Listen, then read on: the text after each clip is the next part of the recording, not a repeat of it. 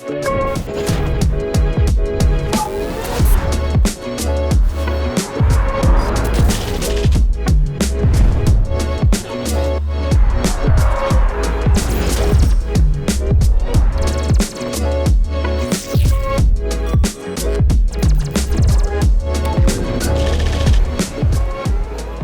and welcome to Banking Transformed, the top podcast in retail banking. I'm your host, Jim Marous, founder and CEO of the Digital Banking Report and co-publisher of the Financial Brand.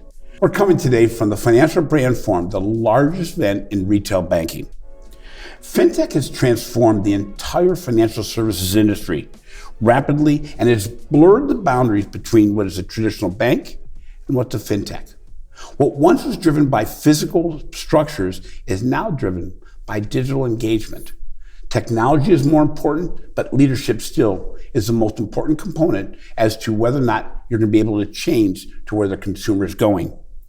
Countries must embrace the opportunities that fintech provides while still understanding the regulatory boundaries they have to set for this new realm of financial services. My guest in the Banking Transformed podcast today is Jeremy Quainoo, Country Operations Director at JUMO. Jeremy's going to be discussing the opportunities and challenges facing fintech firms globally and how marketplaces must evolve to meet the needs of today's consumer. So Jeremy, yesterday at the Financial Brand Forum here in Vegas, you covered a ton of ground as you shared about your perspective on the future of fintech and in banking in general, but you also talked about the opportunities, the challenges, some of the trends that are impacting the overall industry, and you're also doing it from the perspective of a leader of a fintech firm that has its foundation in Africa, in Ghana. And it's interesting because I mentioned to you that I was fortunate enough before COVID to visit different parts of Africa, which, like the United States, you go to different parts, they're vastly different. South Africa and Northern Africa, where you're from, it's vastly different than each other. But Africa is a country, and how they embrace financial services is also different. So can you explain, from your perspective, knowing how the rest of the world kind of works, what is different about Africa with regard to financial services and then also as fintech? Yeah, so I think it's a brilliant question, right? And I'm actually happy that you've actually experienced the continent.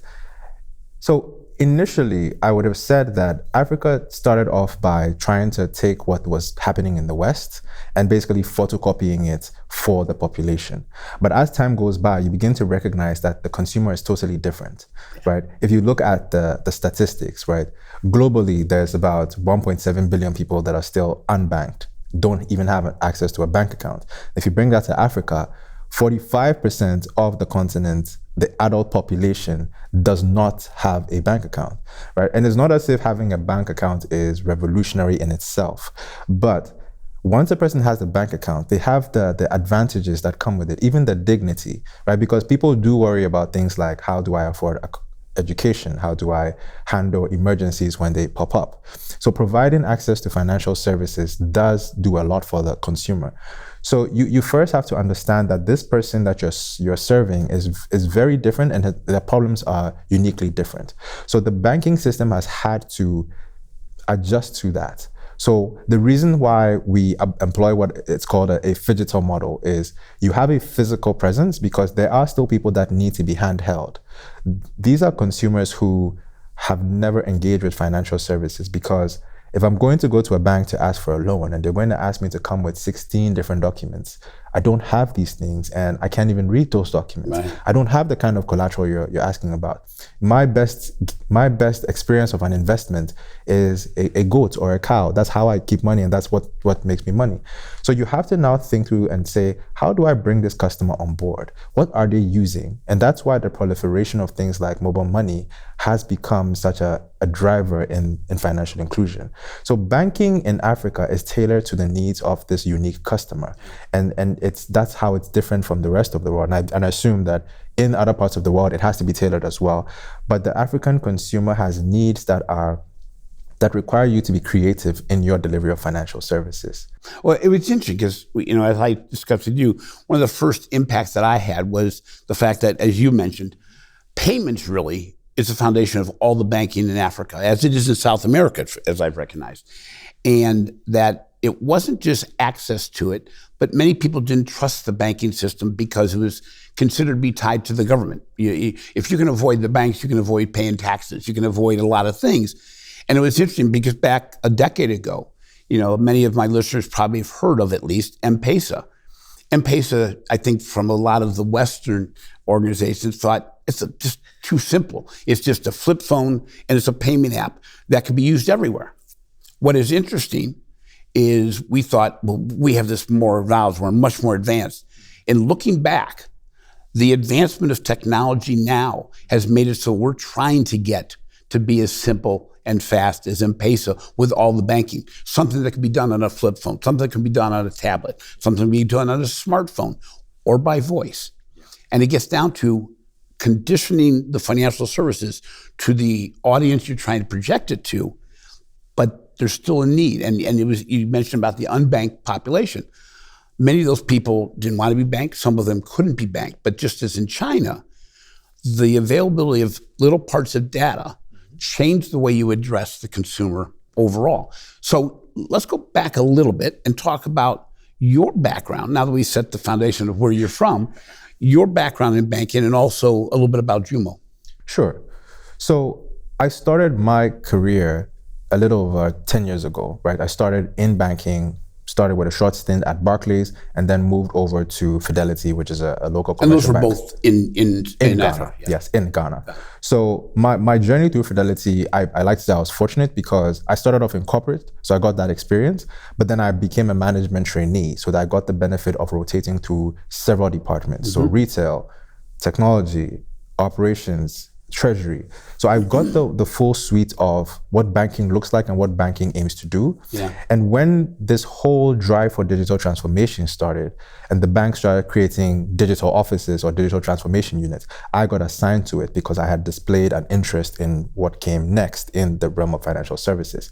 But I think it's in that journey that I recognized that the pace at which financial services and the consumer was changing was faster than what the banks were trying to achieve. The banks were just lagging behind a little bit. And that's when I was introduced into the concept of fintech.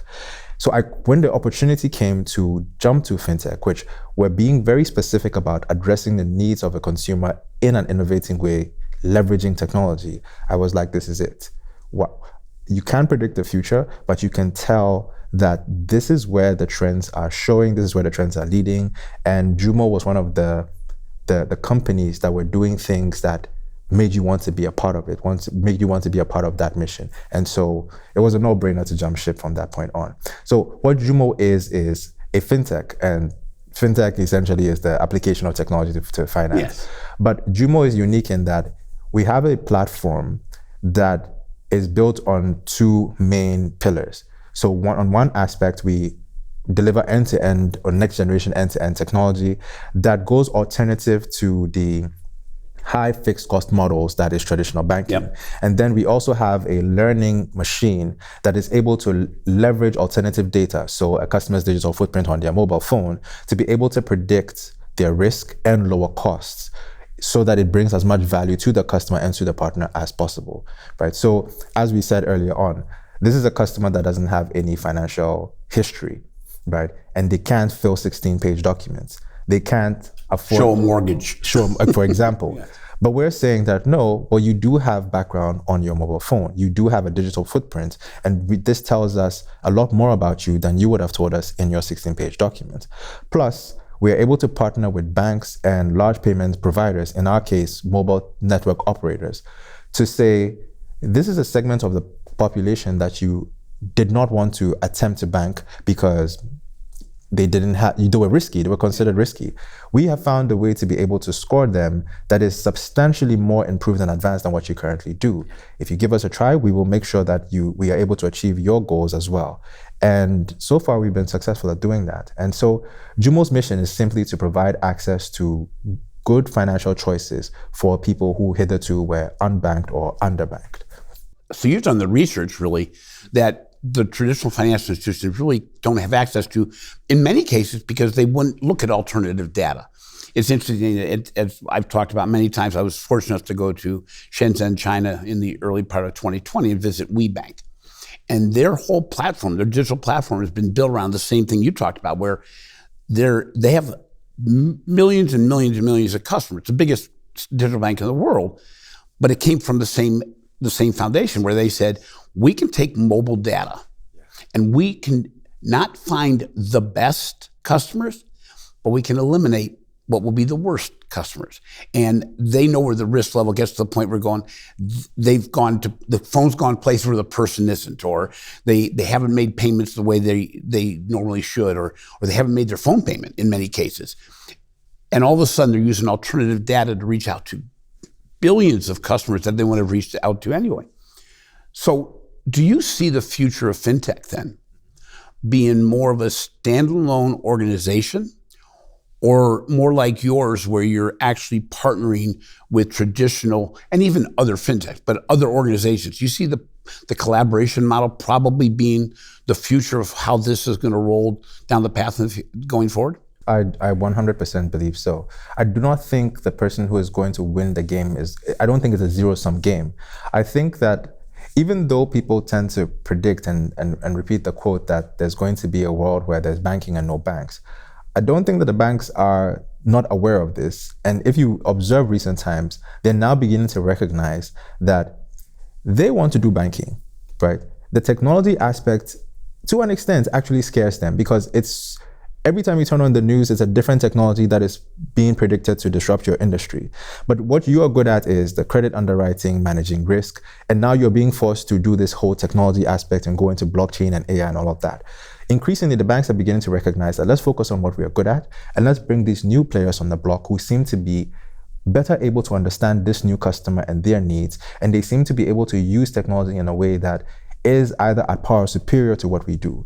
So the partnerships brings value because, one, they don't have, most of the time, the balance sheets. They don't have that. One of the biggest challenges for fintechs is being able to scale, being able to achieve profitability. The banks are good at that. They've done that. So you bring those two together and they say, well, we have flexible platforms that are able to reduce the per unit cost, are able to understand what actually customers value. And what we need from your side is the strategy, the goal, the balance sheet, and we will be able to make something that brings value to all parties involved. So that collaboration is going to be what wins. It's going to be an ecosystem that grows and grows to include a lot more players within that financial services institution. Because they really do need each other. Exactly. So as you visit traditional banks and try to sell the services and capabilities of JUMO, what are the challenges or the pushback you get? Because you're being invited in because people are interested in what you do. But once they hear about the stipulations, what they have to accept or what they should accept to get success, what's the hesitation from the traditional financial institution, and what gets in the way of that partnership working? That's a brilliant question. Where do I start? There's so many challenges. I think one of the biggest things is talking past each other when it comes to what the ultimate goal of each party is. So for example, and I'm biased to using Africa as reference, right, a number of the traditional banks welcome fintechs in the name or with the theme that we want to promote financial inclusion. However, you have to read between the lines to understand that, yes, they do have that altruistic intention. However, in order for this to be something that they're going to be able to continue to sustain, it has to make profit. Right. So if you are thinking, oh, this person just wants to provide eligibility to a number of people who were outside the financial service, and you don't zone in on the fact that, well, they want to provide eligibility and include as many people as possible, but they also need to go back to their board and show them that this is profitable and hence it's sustainable. We won't keep coming back to you to ask for money. It's not a charity. It's not a charity. So they might say we're not for profits, but they're actually not for loss either. So you have to understand that. The second thing is just getting them to understand. Just getting them to understand the technology, just getting them to understand that this consumer has to be served differently.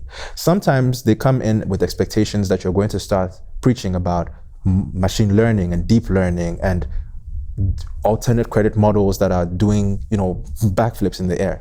But you tell them something as simple as what you just made reference to, that, well, we're delivering this service using USSD. Now, USSD is a 50-year-old platform, but it's That's on what M-Pesa has been built. The simplicity, the ubiquity, the ease of use, the less friction. A customer or consumer does not need someone to stand and help them navigate when they have to just type *170# to access a financial service. So you tell them, well, this entire platform is predicated on USSD, and it's almost like, oh, that's too simple. Are you sure it can do what you're saying it can do? But the back end is where all the magic happens. And getting the bankers to understand these kind of dynamics becomes difficult, because in their mind, they're used to branch, brick and mortar, traditional credit scoring models, the 6 C's of credit. And now you're bringing in alternate ways of doing things. You're talking about the digital footprint. It's really about managing the expectations. And then the aspect comes in of them always worried that you're about to usurp or take over their market base, right? So it's almost like we're partnering with you, but we're keeping an eye out for you as well. There's no trust. There's no trust. But you know, at the stage I'm talking about, you're just dating anyway. So it takes time to establish that trust. Exactly. And they have lost an element of trust that they used to have because of all the things that have happened in the financial services sector. So you're coming in and you're trying to, and it's a very delicate balancing act when you're trying to manage those kind of partnerships. And apart from just providing the technology, you now have to manage the relationship, because in JUMO's unique case, we're not only partnered with a bank, you're partnered with a mobile network operator. Now, these are two huge mammoths of companies that have their own ego, and they have their own goals. The bank is looking to make profit. The telco is looking to bring on board as many customers as possible, make these customers sticky. Now, you are the tiny fintech in the middle that is having to manage the relationship between these two parties and find that sweet spot where their strategies and their goals align, right? And you have to display that your technology actually works and can do what they're asking for. At scale. At scale. Yeah. Before they begin to ease up and begin to understand that this collaboration actually can bring value, not only to the consumer, but to all parties involved. So along the same line, a fintech's operating model is speed, simplicity, and iterative innovations, where everything's very quick. When you then partner with a more legacy firm, they're not in that legacy environment have anywhere near the speed of innovation. They don't look at incremental innovation in most instances. I'm making a broad brush here. How do you bring them along so that they don't slow you down? Because your speed is a lot of your value proposition. Exactly. So it's a challenge that you really have to think through in order to come up with a solution. Using JUMO as a use case, we identify that one of the reasons why traditional banks were not going into this market of the unbanked population is simply because their platforms were not built to sustain or carry the kind of transactions that millions, potentially 1 billion customers would be doing. And these are tiny amounts, large transactions. So we basically said, you don't need to use your platform. We have built a fully next-gen end-to-end banking platform that is flexible, that is scalable, that is based on the cloud, that allows us to be able to handle all of these transactions for you, so you can focus on what you do at the core, and then we will handle all of this operational backend that you don't want to handle. Right? Once they see it in practice and they see that, oh, these guys can actually do it, they don't want to go and explore how AI can increase their efficiency and all of that. But we will do that quickly and come and say, these are the results. Yeah. So then they get the confidence, because we've basically been the experimentation bed or the nursery for all of these things that they don't want to go into. It's only that in that manner, or using that approach, that you're able to get that buy-in and that confidence, that they come to the table and they recognize that let's not clip their wings, let's allow them to flourish, because at the end of the day, we see the results. It's easier said than done, and it does take a lot of time, and it does take a lot of relationship management in order to build that trust. But eventually, once the results begin to show, right? For example, in tough economic times when everyone is going through it, if they can see that, oh, these guys are able to keep their costs low, they're able to continue scaling despite the fact that winter is coming. Yeah. Right. The fact that winter is here, then you begin to see that the partnership is beginning to work, and then the confidence builds, and then they allow you the flexibility to grow. So one thing I talk about in this podcast quite a bit is the importance of the right leadership to allow change to happen. As you're trying to knock on doors of financial institutions and core providers on selling JUMO, How quickly can you usually tell whether or not this is going to be an easy implementation or a tough implementation just because of the leadership? Because a lot of times everybody says the right things, but most organizations have gotten to the point where they know what questions to ask to say, these people have not done the basics. I mean, is this something you can sense really quickly? So personally, because I've been in the partnership space for quite a while, it's easier for me to ask the kind of questions that lets me gauge the kind of leader I'm speaking to, right? In my presentation, I spoke about being curious, not judgmental. As soon as you start speaking to a leader, be it of a financial institution or a mobile network operator or a payment system, and you begin to see that there is this wall of judgment, rather than asking the curious questions to know if it aligns with what you're trying to achieve or not. I've had a leader ask me, I could tell that he didn't fully understand what fintech at its core was. Mm-hmm. He assumed we were what is called a savings and loans association that had gotten a technology platform. Yeah. But he wasn't directly asking the question. Yeah, right. He was basically trying to negate what you're trying to say you can do. Now, right off the bat, you can see that you're not going to make a lot of progress with this person because one, they're not being open-minded enough to understand what you're presenting before them. Two, they're not communicating their strategy and what they're trying to achieve. They're really being shielded about what we need you to come and help us with.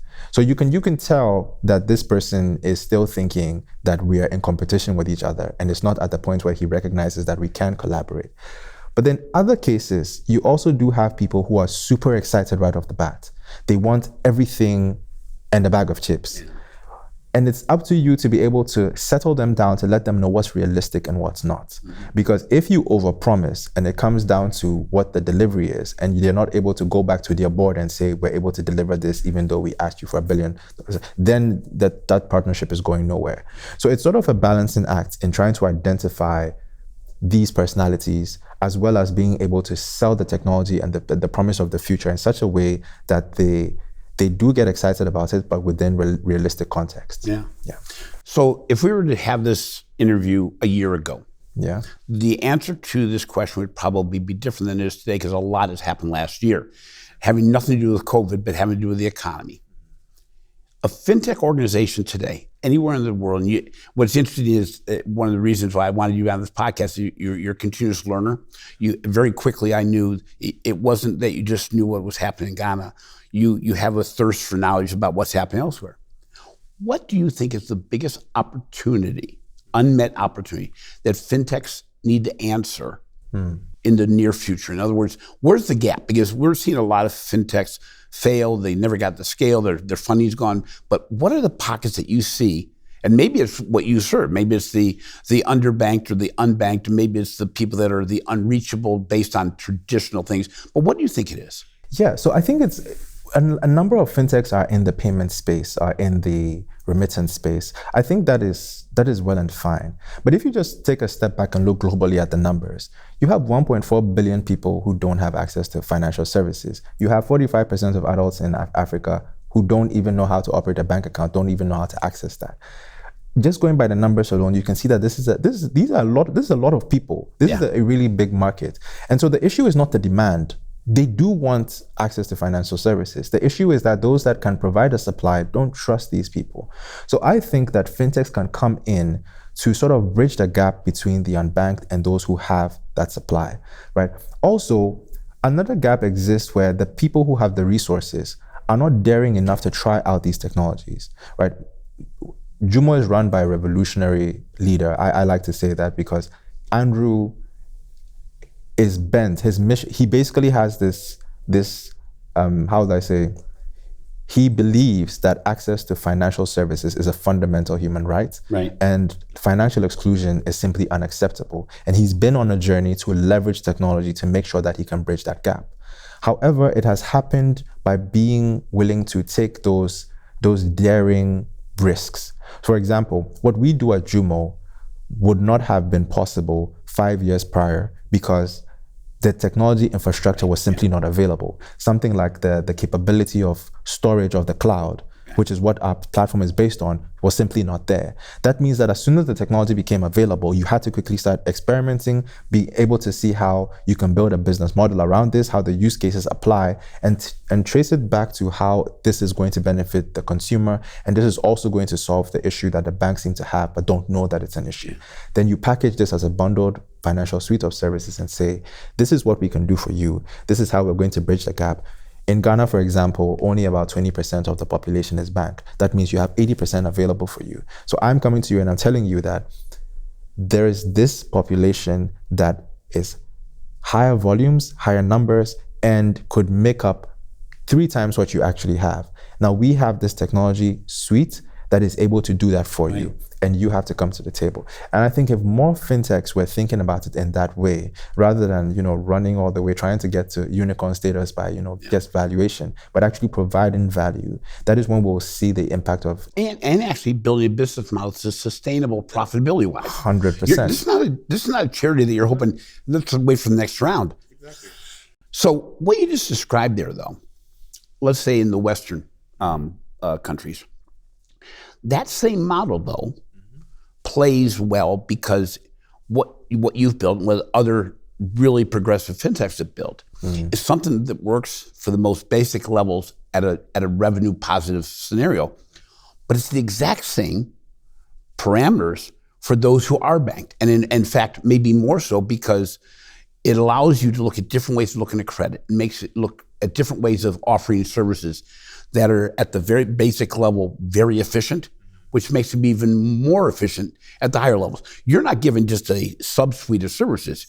You provide all services, correct? Yes. So so the entire package, and that's what makes fintech complex, and that's why a lot of people kind of have this, apprehension towards it, because you can't just say all I do is credit score, all I do is analyze digital footprints, right? It's basically a package deal. For example, at JUMO, whether we like it or not, you have to add on these value-added services that makes the partners and the shareholders more comfortable. So everything from product design to the reconciliation, to the treasury forecasting, to the building of the infrastructure, to the integration, to the partnership management, to the portfolio and asset management, you have to come with all of that. And that is not easy to accomplish and do well enough that you have these large incumbent institutions gaining confidence in you. It requires you to have world-class talent. It requires you to have engineering capabilities that are flexible, that are fast, that are swift, because that's your value proposition. So your flexibility and your ability to learn on the go and implement, experiment, fail fast, fail forward is what these partners appreciate. So it's really a very delicate balancing act, trying to achieve your mission and satisfying partners while also generating value for the customer. And then you see this in different iterations all across the world, right? And that, as you said, the basic thing is you want to provide simplicity, value, ubiquity, access to channels of commerce that can scale, right? But you have to also observe the market that you're in. There's regulation you have to deal with. Right. There's local contracts that you have to get through. So it's an ongoing journey, and you basically learn as you go and make sure that even though you fail forward. So before we take a little break here, when your best case study, financial institution that had decent size, how long did it take to implement what you're trying to do? Because I know you're still B2B2C, so it takes 3 parties to work together. But what kind of time period are we talking about being able to implement your capabilities within a traditional financial institution? The best case that I've seen happen is anywhere from 6 months to 12 months. Okay. So I'm going to stop right there. I want to make sure everybody heard that just happened, because I talk about it on stage, I talk about it in my writing, I talk about my podcast, that's about speed. You can't say we'll do it in 18-month time period. We have the third, I think, largest bank in the country in the United States that announced 9 months ago, that they were going to come out with a brand new digital banking platform at the end of this year. And they had already been working on it for 8 months. And I'm going, it's just like nails on a blackboard. It drives me nuts, because you go, it's outdated before it's implemented. 100%. But you're really completely transforming the core operating system for a financial institution so they can offer more. Yeah. Faster, easier on a cloud platform. You're doing everything. And you found a partner that also had to work with your partner Yeah. that can implement it in around roughly a half a year. Yeah.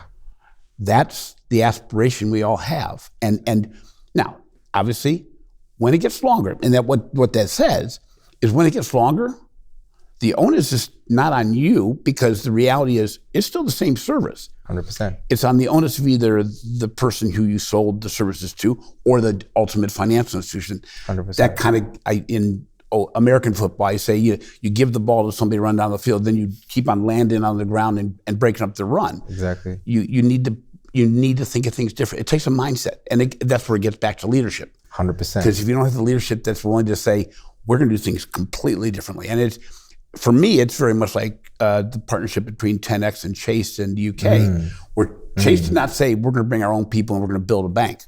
They said, we're going to find a partnership and build a digital bank. 100%. And so let's take a short break here and have a message from our sponsors.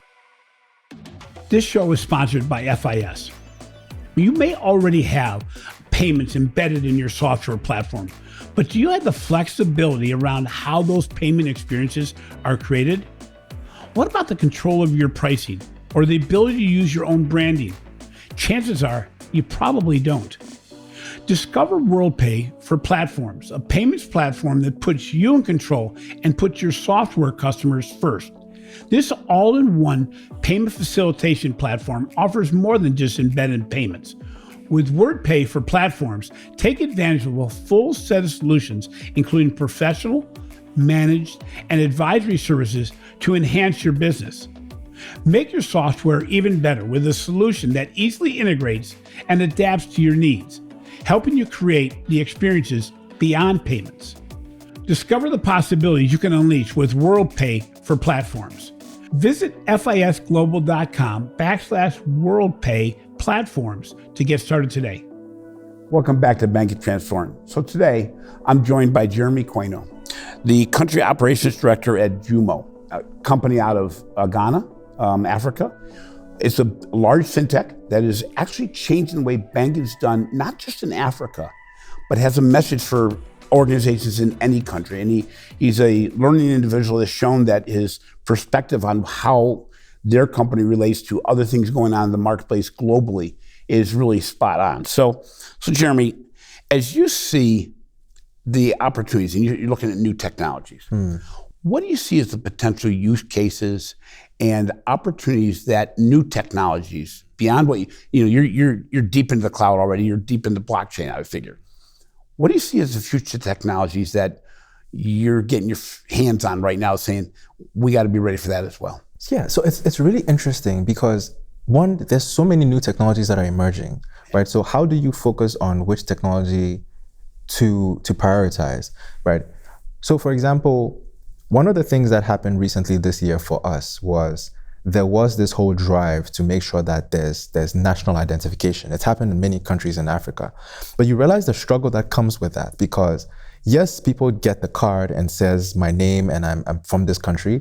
But when you try to tie that back to the database, you realize that there's siloed databases, so you never actually gain the value that you're looking for.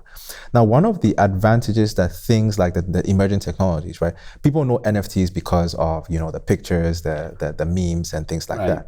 But if you actually look at what NFTs bring at its core, it's a way to digitally identify, validate, and authenticate somebody who is either behind an avatar or in a virtual space. That has always been a challenge. If you're trying to deliver mobile-first customer experiences, virtual experiences, totally immersive internet experiences, one of the biggest challenges, how do I know that this person who's calling himself Jim is actually who he says he is? How do I know that this transaction was actually carried out by that person? Now, NFTs allows you to be able to track, or the functionality that overlays or underlies NFTs brings you that ability to be able to digitally identify and track and make sure that this person actually is who they say they are, right? And that's an interesting aspect that has use cases in many financial services, and especially in emerging markets where that's a big challenge, right? Right now, people actually have to go to the bank to say, this is me, before they actually get the service. People don't want to go to the banks because they don't have that kind of some of them right now, because we haven't trained them very well, don't necessarily want to be identified. They don't trust the underlying technology. And actually, when you look at the developing countries, if we get a universal identification process, it almost has to come out of the emerging countries, because if you can sell to them, you can sell to anyone type thing, and 100%. It's not in a good or bad way. It's just the way these are people that don't trust naturally. Exactly. Big organizations, banks, or the government. So if you can get something that they can trust and understand in the most basic ways. In the most basic way. And again, the power of the phone and technology that says I can identify at least where I am at any point in time, and I'm doing the transactions that align with what I've done in the past. What you said is you're highlighting on a really, really important topic, right? And is that element of trust. So one, people are apprehensive to giving so much information to an institution that they don't have any kind of real trust for, right? But in the same vein, you begin to notice that if you watch these guys and how they behave on social messaging platforms, take WhatsApp, for example, people are so comfortable and have trusted WhatsApp to the point where they will take a picture of an invoice and send to someone else, right? They will take a picture of their bank account and send those details to someone else via the platform. Now, imagine if that platform that has the trust decided that, why don't I start doing financial services? People will recognize that I already send financial information via this platform, right? And that is what the incumbent traditional financial institutions need to recognize when it comes to these new technologies. It's not really about what is flashy and out there and you just want to implement AI just because you're hearing it as a buzzword, but you're looking at what the customer is valuing. And he's beginning to say that I've sent financial statements via WhatsApp or social media, Facebook Messenger several times, and not once have I ever gotten someone saying I have the details to your account. However, I have gone to the bank and giving them my ID card, and I've been randomly receiving advertisements from people who are vendors of the bank. Yes. So how am I supposed to? That don't relate to who I am. Exactly. Yes. Yeah. So how come a social media platform knows me better than my own bank, right? And it's in that sense that you have to identify that you first work back from the customer to the technology. And that, as you've said, and you've echoed several times, that it's really about the simplicity. So you look at, okay, this customer does not trust us. How can we be more transparent? How can we show that we are more secure? How can we show that it's open and it's public? And then you trace it back to say, oh, that's what the public ledger technology, blockchain, can offer us. So how do we leverage a technology like blockchain to show customers that we're not who we used to be? We're now more akin to these platforms that they do trust, and we can give them that same kind of experience. And that's where you have to start the thinking from, that mindset to meet the customer where they are and then work backwards towards the technology. Not decide that this is what we want to do. We want to do AI, figure out how to make the customer buy this, because that's just not going to work. And that's where we begin to see that fintechs are beginning to be more empathetic. And that's been a theme at the conference that I've really liked, where the empathy is the aspect that is important. They've said several times that we are building virtual experiences that are functionally correct, but emotionally devoid. So you're trying to find ways to bring back that human element, and these are some of the ways that you do that. Understand the customer's need, meet them where they are, and give them a wholesome experience that they can trust and build resilience around. You know, it's interesting you say that, because this last weekend, I mentioned on one of the other interviews I did this week at the Financial Brand Forum, is I was in a rural area of Georgia, state of Georgia, and I went to the bank to get some cash for a wedding we were going to, and there were 52 cars in line to get to the auto teller. There were no cars in line to get to the ATM, which would have been the same line. In addition, the people were lined up outside the door at the bank. So when I finally got through that line, I had to ask the teller, what's going on here? Does this happen often? Is this just, they said, well, we had a holiday Friday, so Saturday was a little busy. But she goes, there's days that are like this the whole day. I said, why? She goes, a lot of people still have their checks mailed to them because they don't trust direct deposit, which is fundamentally the most basic transaction that's being done. And they don't necessarily trust the financial institutions or the government enough to say, I want it all this way. They prefer in-person banking, even if they could do it in an ATM, because they don't do the technology. Which shows, again, the element of trust, the element of meeting the customer where they feel most comfortable. Yeah. One thing that I saw when I was in Africa was the fact that M-Pesa is everywhere. It was as strange as seeing a Visa sign on a tent on the road, but that's what you're seeing with an M-Pesa. Yes. When you're looking at the whole transformation of the financial services industry, probably in South Africa or Africa and in South America more than ever, they use retail outlets as being the quasi-financial institutions. Exactly. Is that something you see going to the Western countries? Because for the most part, in the United States, you can get cash checks possibly, but it's not funded by a financial institution. Mm-hmm. Is that the new distribution, the phygital, as you mentioned earlier? Yeah, so I think it's become more apparent, and now that I've spent time here, I think where I'm from, we tend to assume that you're far more advanced than you actually are. But the truth is that as people, we're essentially the same kind of people. We value the same kind of things. So you will have people who still do not trust direct deposits and still have their checks emailed. Yep. We will actually have people who are semi-literate and don't understand how banking works at the core. So someone will go to the ATM, make a withdrawal, and come into the bank and ask them to deposit that money because he doesn't think it's safe outside. And that is the lack of understanding. That's the level of the lack of understanding, because he thinks that's where his money is being kept. And that shows the gap in how much the banks have not been able to educate such a customer. Now we've become massively better, but you begin to see that the whole concept, and we call it agency banking, where you use tabletop sellers, we call them kiosks, we use shop owners as the trusted face for banking and financial services. For a digital platform.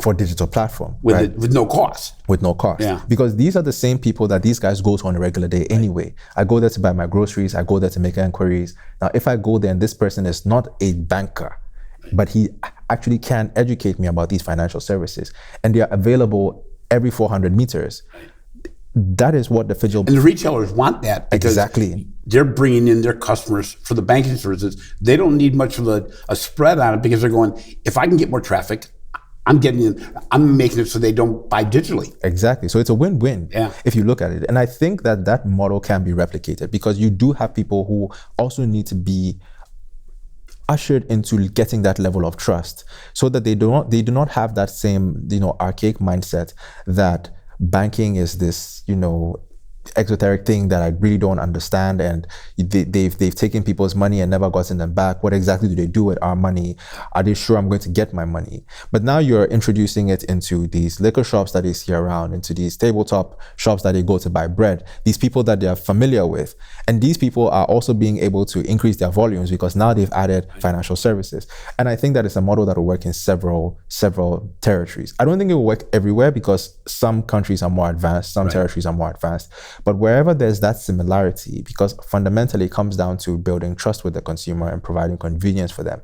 If the customer is more comfortable banking with his tailor or with the person who's on the corner that he buys food from already, then why not introduce that kind of model? So because it builds trust and it leverages that innovation. Because we've said several times that the best kind of customer service is self-service, right? But for some consumers, their form of self-service is, yes, I do want to use the digital platform, but I do want you to be able to effectively hand me over when I do need help. So let me start on a digital platform, but make someone available for me where if I do need to ask a question as how do I actually get this money off the digital platform, that person can give me that boost or give me that advice. So I do think that is what is going to happen in many places. Yesterday, you were on the main stage. You did a presentation. Anybody who builds a presentation knows that you're going to talk about a lot of topics, but you want to have one major takeaway. Mm. What was your major takeaway? What you wanted the audience to hear? That was the impact you want to make on them. What was the last message, the takeaway message? So, considering that the people in the room were bankers, credit unions, and they were now basically dipping their toes into this pool of financial services led by fintechs, or what fintechs were introducing. My main message, and I've said it here today, is be curious, not judgmental. Try to see the world through the eyes of your consumer. Work backwards from the technology to the consumer and focus more on the experience rather than the technology. Those were my main action points and takeaways. That's right in the money piece. And that actually has changed so much. Because with digital, if I'm not happy, I don't have to tell you anymore. Exactly. And I don't even have to take my money out of the financial institution. Exactly. I just open another account someplace else that I do what I really want to have done. And you've lost the bread and butter, so to speak, of what will be my relationship in the future as you go digital. And it may not be the most profitable service. Exactly. But if you have a good digital background, it's going to be profitable. Definitely, definitely. And I think one of the speakers said something I found quite profound. I think he or she said that one of the things that they've begun to observe is that it's not the customer that complains that you should worry about. It's the customer that doesn't complain. Jay Bear. Yep, Jay Bear, that he said that. I really love that, because it was like, now we're in a world where there's really low cost to switching.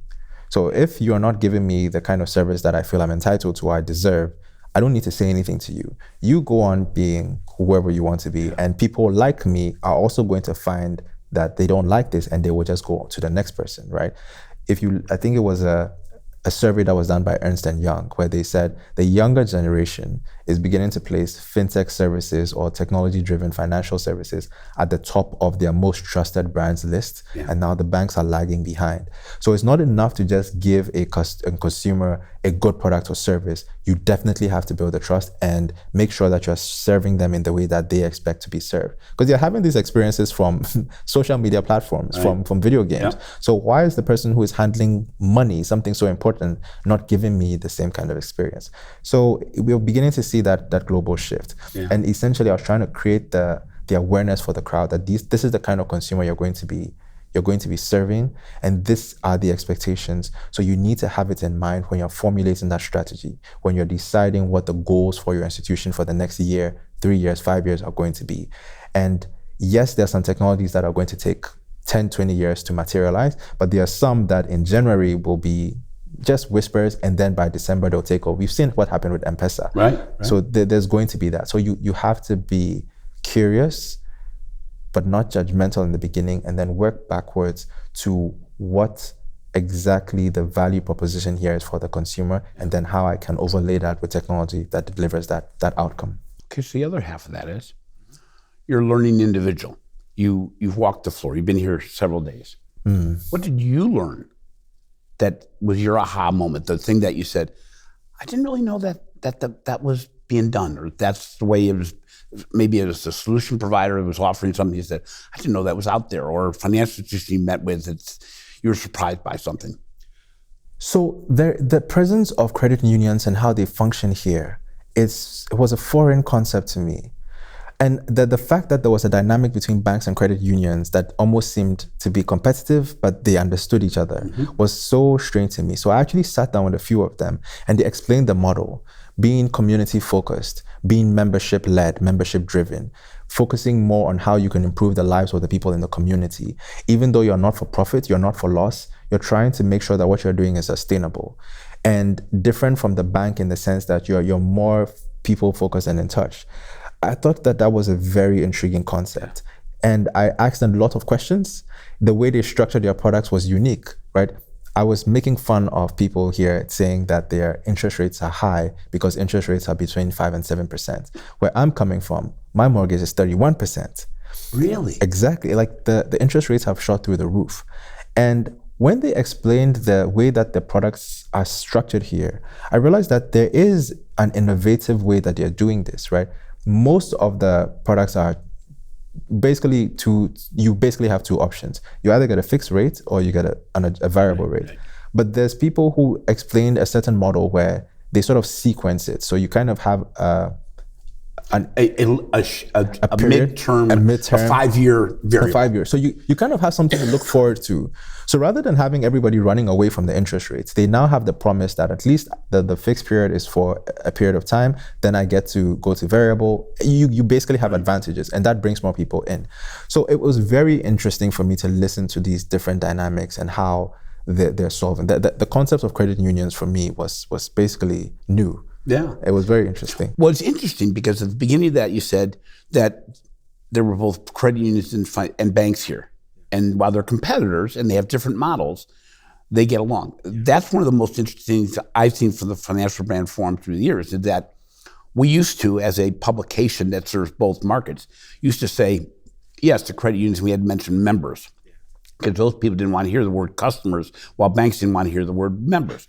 Now, we talk about customers in a generic sense. We no longer have to do that. In addition, as you saw, they intermingle with each other, and it's more based on asset size than it is on anything else, or maybe just the advancement of technology. And it's very interesting in that most credit unions are smaller than the representative bank in their marketplace, but they have a completely different mentality. And in fact, as the marketplace has changed now to be more empathetic, as you mentioned, more engagement-based, they tend to, where they used to, I would say, I'm very biased, but lag in technology and in the way they dealt with customers. Actually, it's a more advanced model. Yeah. Because it's based on the customers. And so as a major takeaway, if you were to say to the crowd again, I do know how you ended, so maybe I'll already killed my thunder. If you have one recommendation that a financial institution should do in the next 12 months, and I could probably say in the next 3 months if I'm gonna keep that speed thing, but in the next year, what's that one thing they really have to do?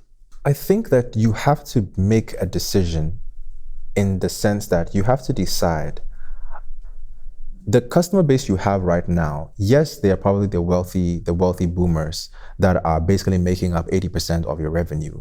But at some point, there's going to be that great wealth transfer, and you're going to see all of this shift to a new generation of consumers.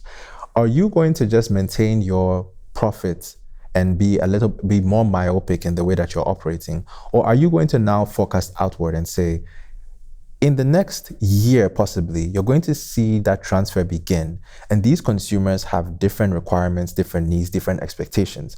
What are we going to start doing now to prepare us for these people, this new generation of consumers? Or are we just going to stick with what we know, and see how it turns out? I would say focus outwards, project and see what is going to be your future in the long term. And then decide today what steps you need to take right now in order to get there. So you need to sit down and actually ask yourself that question and make a decision. And I think, obviously, the decision would be you need to be able to serve a customer who is different, who is more dynamic, who is tech first, who is digitally savvy, who has expectations, because that's the world that we're going into. So reimagine yourself for a digital customer of the future. Jeremy, thank you so much. It's been an absolute pleasure. Real pleasure. Thank you very much. Definitely. It's a pleasure for me as well. Thanks for listening to Banking Transform, the winner of 3 international awards for podcast excellence. If you enjoyed today's show, please give our show a 5-star rating on your favorite podcast app. Also, be sure to catch the articles I'm writing for the Financial Brand and the research we're doing for the Digital Banking Report.